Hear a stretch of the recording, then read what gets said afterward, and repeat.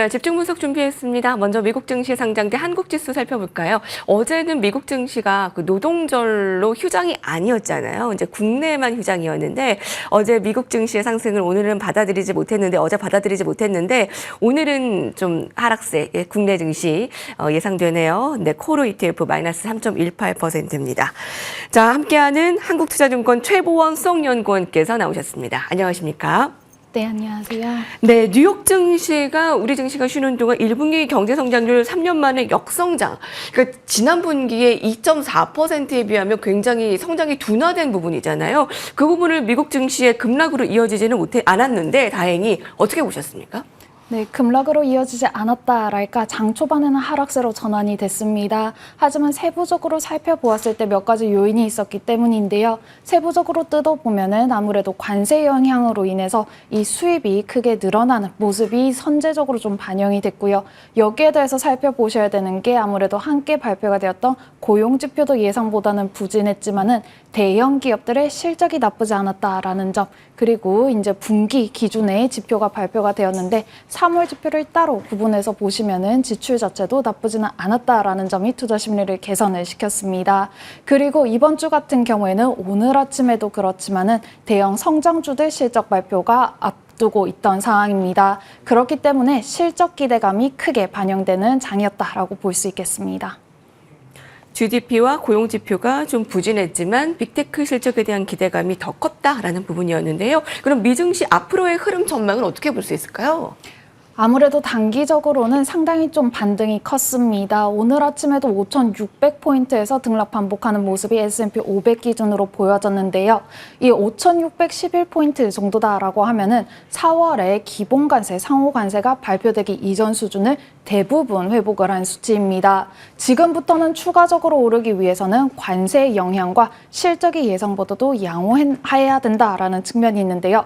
그런 측면에서 조금은 어제 장처럼 흔들릴 수 있는 모습들 이어질 수 있다라는 점, 당분간은 조금 더 등락 반복이 되는 구간에 대응을 할 필요가 있다라는 점 참고해 주시면 좋으실 것 같습니다. 네, 지금 8일 동안의 상승한 부분이 있기 때문에 여기서의 한 단계 업그레이드가 되려면 관세의 무언가가 좀 나와야 되겠네요. 자, 그런 무역 합의가 지금 이뤄지고 있는데요. 한국, 일본, 인도가 좀 먼저 잘 될 가능성이 높습니다. 미국의 최혜국이 누가 될 것이고 좀 어떻게 예상 시나리오를 볼 수 있을까요? 우선 최애국이라고 하는 것도 중요하지만 단기적으로 보셔야 되는 건요. 미국과 다른 국가들과 협상이 계속해서 진행이 되고 있다라는 점을 첫 번째로 보셔야 되고요. 두 번째 같은 경우에는 협상이 진행이 되는 동안에 인도에서도 일본에서도 일부 국가에서 긍정적인 포인트들이 나오고 있다라는 측면을 보셔야 됩니다. 네. 그리고 궁극적으로 일부만 최애국이다, 일부는 이제 피해국이다 이렇게 조금은 보기보다도 그 속에서 방향성을 보셔야 되는데요. 공통적으로 나오는 얘기들이 있습니다. 미국에서 에너지 수입을 조금 더 늘리는 방향으로 하겠다라는 점, 그리고 군사비 지출을 조금 더 다른 국가들에서 늘리도록 하겠다라는 측면이 강조가 되고 있는 만큼 관련 업종들로 조금 더 접근을 하시는 방법을 말씀드릴 수 있겠습니다. 최혜국, 피해국이라기보다 긍정적인 그런 방향 포인트들을 보라는 말씀이시죠? 맞습니다. 네. 자, 이제 관세, 그리고 GDP 살펴봤다면 지금 나오고 있는 실적 시즌에 빅테크 기업들의 향방을 살펴보도록 하겠습니다. 한국 증시가 쉬어갈 때 MS와 메타 좋은 실적을 냈는데 어제 국내 증시가 노동절 휴장이었기 때문에 그 주가 상승을 좀 흡수하지는 않았습니다. 못했습니다. 오늘은 과연 어떻게 될까요? 방금 애플과 아마존의 실적은 지금 시간의 급락으로 이어지기 때문에 자, 관세에 미치는 영향, 빅테크의 실적과 함께 좀 예상을 해주신다면요. 아무래도 이제 제가 해외 담당이다 보니까 이제 네. 한국 증시를 이제 전망을 하기에는 조금 힘들 것 같고요. 지금 상황에서 조금은 유의를 하셔야 되는 부분들 우선 좀 말씀을 드리면 아무래도 빅테크 기업들 실적 발표가 나왔습니다. 하지만 애플이라든지 아마존이라든지 경기 불확실성 상대적으로 좀 크고 관세 불확실성 큰 업체들은 조금은 보수적인 가이던스를 발표를 하고 있다는 점을 참고해 주시면 좋으실 것 같고요. 여기에 더해서 어제처럼 AI와 관련된 업체들 조금 더 긍정적인 즉 긍정적인 실적 발표가 되는 모습들 보여졌습니다. 그런 측면에서 관련 업체들 위주로 조금 더 부각이 될 수 있는 가능성 높게 평가가 된다라는 점 참고로 좀 보실 수 있겠습니다. 그런 식으로 접근을 해보시면 조금 더 좋지 않을까 말씀드립니다. 네, 현재 매우 가파른 성장 곡선의 초기에 있던 저 AI 이번에 실적 발표 뭐 나쁘지 않았기 때문에 투자자들이 생각하는 것보다 관세의 영향은 좀 적다라고 우리가 생각하면 되는 겁니까?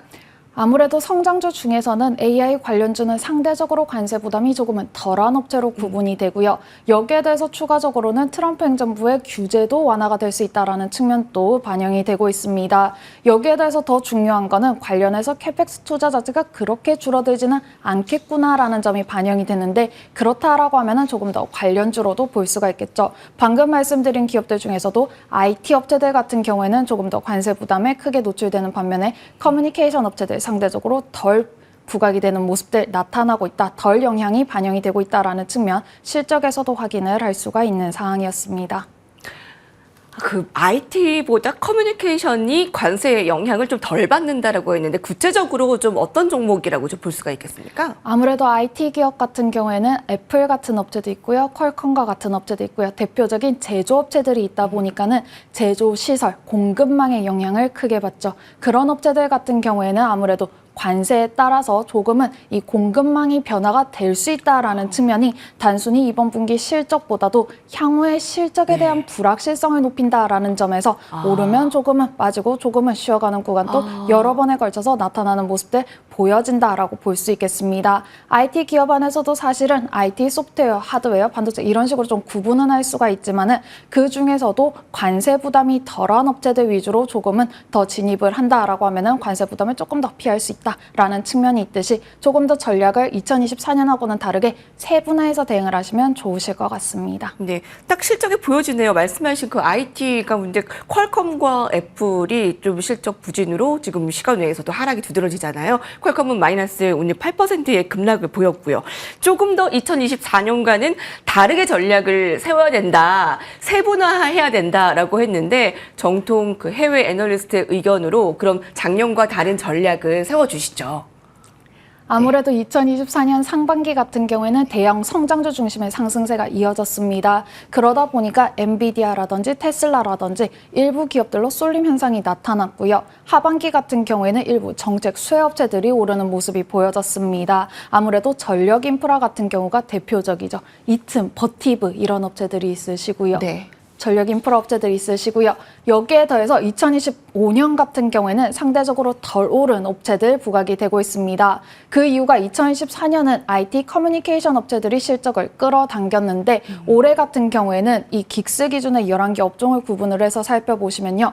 11개 업종이 모두 전년 대비로 이익이 늘어납니다. 그런 상황이다 보니까 수익률도 조금 더 분산이 되고요. 여기에 대해서 조금 더 이 부지런한 대응이 필요한 시장이 되었다라는 점 보실 수 있겠습니다.